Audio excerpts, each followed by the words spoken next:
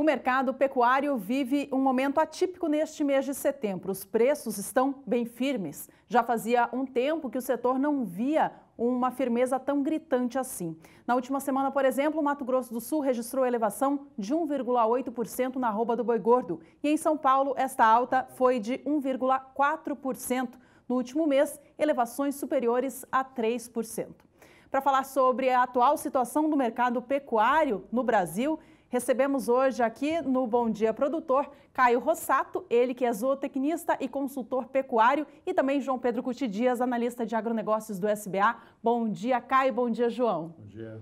Obrigado pelo convite. Tá certo. Caio, ele é consultor em acabamento de carcaça bovina. Ele roda Mato Grosso do Sul e está a par de tudo que acontece porteira adentro. Caio, conta pra gente, olhando pela prisma do pecuarista, como está a situação do mercado pecuário hoje em dia? Hoje em dia, o pecuarista ele está tendo um poder muito mais de barganha, né? Fazia muito tempo que a gente não via isso, então ele está podendo negociar muito melhor os seus animais devido à escassez, né, de oferta, e pôde fazer em 2018 boas parcerias com os frigoríficos. O ano de 2017 nos ensinou muito e ajudou com que 2018 viesse com muito mais firmeza na questão da negociação e poder de barganha do pecuarista nesse momento de escassez dos animais. Você não vê uma dificuldade? Eu estava conversando com o pessoal da Associação do Novilho Precoce. Houve uma queda significativa nos abates por parte da associação, que ela acompanha o processo. Uma das razões que eles questionam é a seguinte, é que eles querem vender à vista e o frigorífico que dominava, que tinha a concessão, que tinha acordo com o governo para fazer esse trabalho, queria pagar com 30 dias. Isso está impactando, né, nessa área desses produtores mais tecnificados? Os produtores mais tecnificados, o que eu falo muito, são os produtores que normalmente têm um preparo já de fazer um fluxo de caixa para recebimento de 30 dias, né? A confiança perante o frigorífico, não só o JBS quanto a Marfrig também se posicionou e está vendendo com 30 dias, vem fazendo com que os pecuaristas preparem seu produto para receber com 30 dias, né? E eu vejo de uma maneira muito positiva, à medida de que a gente pode tornar a possibilidade de recebimento à vista nos pequenos e no prazo nos grandes, neste caso falando em Minerva, Marfrig e o JBS. Né? Eu continuo no tema volume de abates. Caio, o Mato Grosso do Sul registrou no primeiro semestre do ano um recuo, né, em relação ao ano passado, mas no Brasil em geral houve uma elevação. Como que a gente pode trazer uma diferença aí na realidade do estado para o restante do país? Aqui no estado nós tivemos um impacto muito grande de fechamento de algumas plantas da JBS, né, que houve essa pequena baixa, não vejo um problema, até mesmo porque esse ano nós tivemos a greve dos caminhoneiros, né? Então foi praticamente quase um mês parado. Então eu vejo que é de uma maneira positiva, mesmo com a crise, né, da greve, a gente conseguiu manter praticamente estabilidade. E outro ponto que a gente tem que analisar é com relação ao país, né, que mesmo assim também houve o acréscimo de 4%. Então a cadeia produtiva da carne vem estando firme, né? O que poderia ajudar muito esse ano é o valor da carne, né? Que está muito instável, né? A gente não consegue formar um preço e eu acho que esse é o caminho, né? Desse ano. Esse ano vai servir para trazer as boas parcerias, os bons frigoríficos, a maneira que o produtor saiba muito bem para onde ele tem que direcionar. Nesses abates que houveram agora no primeiro semestre, você vê um aumento significativo no abate fêmeas. Percentualmente em relação ao ano passado. Você acredita que nós estamos num ciclo que daqui para frente vai se aumentar cada vez mais essa participação das fêmeas? Ou seja, aquela figura que tinha no passado, pegar a bezerra, recriar e terminar essa novilha com 12 a 14 arroba e ela só conhecer touro, só se olhar do outro lado da cerca? A engorda de fêmeas está se tornando um nicho muito bom para o pecuarista. Ele tem recebido boas remunerações do frigorífico, principalmente quando a gente se fala de novilhas Angus ou até mesmo as novilhas Nelore pesada, né, tem recebido boas remunerações. E acredito que seja assim, um gargalo muito grande, um nicho, né, que o pecuarista está observando e está podendo atender. Há alguns anos, Caio, se não me engano, o Brasil passou por uma situação de ter um volume grande de abate de fêmeas, o que acabou culminando em menor volume de gado, né, de bezerros e, consequentemente, de gados. Há o risco disso voltar a acontecer, já que o abate de fêmeas está crescendo? Sim, sempre é o ciclo, né, da pecuária. Eu acho que a gente já está para ver esse cenário daqui a um ano ou um pouco menos, porque houve sim um grande volume de abate de fêmeas, o preço do bezerro vai subir, né, e consequentemente o valor da arroba vai ter que subir lá na frente. Mas acredito que isso aí vamos deixar a par do mercado, né? Uhum. Se ele se regular, continuar firme assim, acredito que haja alta, assim. Uma coisa que nota-se claramente esse ano, que o ano passado aconteceu isso e esse ano está repetindo, que a gente divulga as cotações que são fornecidas por entidades, por empresas de consultoria.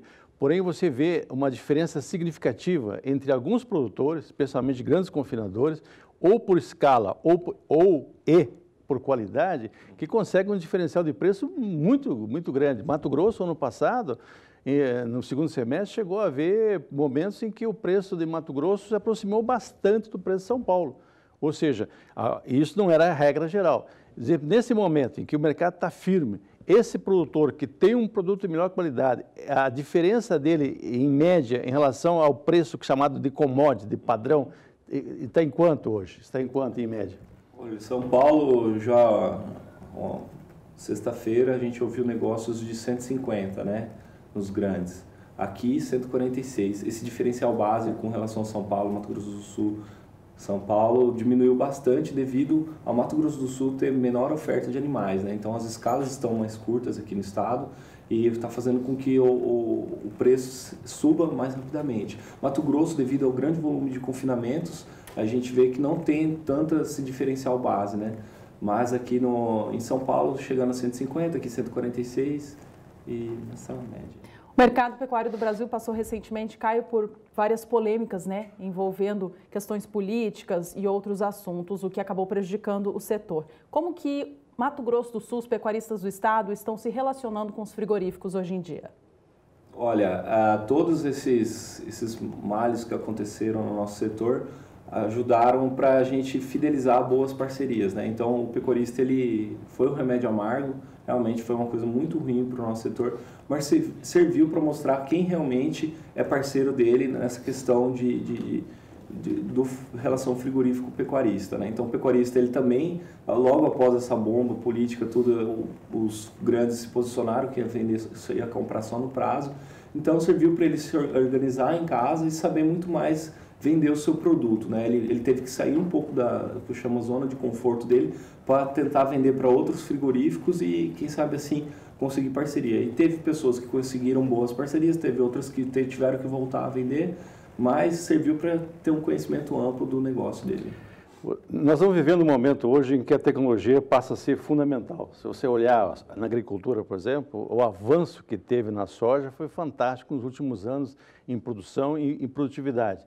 Na pecuária, nós estamos notando que a taxa de desfrute no Brasil não passa dos 20%. É uma taxa muito baixa se você comparar com os nossos concorrentes, com os Estados Unidos, com a Austrália ou com os próprios países Uruguai e Argentina, que vizinhos ao Brasil. O que está acontecendo na pecuária brasileira que é tão baixo essa taxa de desfrute? Ou o número do rebanho não vale? Porque nós comentávamos antes da entrevista que nós temos 3 números de rebanho no Brasil. Tem o da BIEC com 225 milhões de cabeça, tem o Ministério da Cultura, alguma coisa próxima a 205 milhões, e tem o IBGE que lançou 176 milhões. Será que esses números não refletem a realidade do campo? Eu não analisei essas métricas com mais detalhes, mas o que a gente pode ver é que realmente o cenário da pecuária ela vem tendo uma modificação, né? A adesão da tecnologia nesses últimos 5 anos ficou muito intensificado, nesses últimos 10 anos, acredito, e eu acho que é um impacto a médio e longo prazo, né? A agricultura ela já veio tecnificada há muito tempo devido à necessidade do agricultor colher e plantar, né? Então, plantar e colher, né? E não pode ter margem para erro. Mas a pecuária ela tem uma margem de erro muito grande, né? Ela permite o pecuarista errar, por isso que a menor adesão à tecnologia, acredito eu. A gente, daqui 10 anos, eu acho que vai poder falar desse índice um pouco melhor aí, com um percentual um pouco mais elevado, com certeza. Caio, vocês estão falando de tecnificação, né? O pecuarista, assim como o agricultor, também tem buscado cada vez mais inovações no campo. Mas como consultor, rodando pelas propriedades do Estado, que gargalo você ainda enxerga que existe entre os pecuaristas? O pecuarista ele tem que conhecer muito bem o seu produto. São 2 parâmetros que ele tem que conhecer muito bem, 3, né? a idade dos animais, o acabamento dos seus animais e o rendimento de carcaça. A partir desse conhecimento que ele tem, ele possa barganhar melhor com o frigorífico, né? Então, a gente tem um leque de possibilidades de venda, sendo no peso vivo ou sendo no peso do frigorífico, com as bonificações, e ele tem que saber conhecer muito bem seu produto e vender muito melhor ele. Sabe, conversar com seus vizinhos que produzem o produto igual a ele, né? A carcaça igual a ele, para saber entender como que pode agregar valor e remunerar muito mais a sua carcaça chegando lá no frigorífico. É preciso ter um negociador para mediar essa venda? O que muito pecuaristas estão fazendo é fazer pool de vendas, né? E outra coisa também é, se ele não tem tempo, contratar uma empresa especializada ou até mesmo o consultor dele, né? Demandar uma energia para isso. É muito importante que o pecuarista tenha tempo para isso. Certo. Porque se ele não tiver tempo para isso, ele pode perder oportunidades no mercado. A gente fala assim, quando o celular está desligado, não surge oportunidade nenhuma, né? Então, ele às vezes ficar um pouco mais no escritório, cuidar dessa parte que para eles é um pouco mais chato, mas é necessária, né? Que é extremamente importante, às vezes R$2, R$3 mais na arroba que você consegue, ajuda muito a fechar a conta. Vamos voltar à questão, seguindo a questão de tecnologia. Nós estamos, hoje você tem cada vez mais uma tendência de aumentar o confinamento e o semi-confinamento. Agora, para esse animal dar um bom desempenho, ter uma boa carcaça, ser precoce, você precisa ter lá atrás, lá na concepção dessa vaca, ela tem condições, e depois o bezerro ter condições de alimentação boa, que ele possa ser desmamado com peso razoável e tal.